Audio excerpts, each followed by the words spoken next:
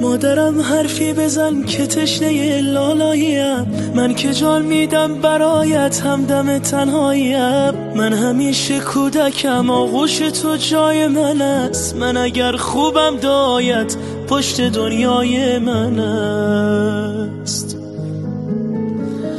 بوسه بر دستان گرمت میزنم شاه دلم، با حضورت خانه روشن میشود ماه دلم. هرچه میخواهد دلم پیش تو پیدا میشود، این همه خوبی چجوری در دلت جا میشود.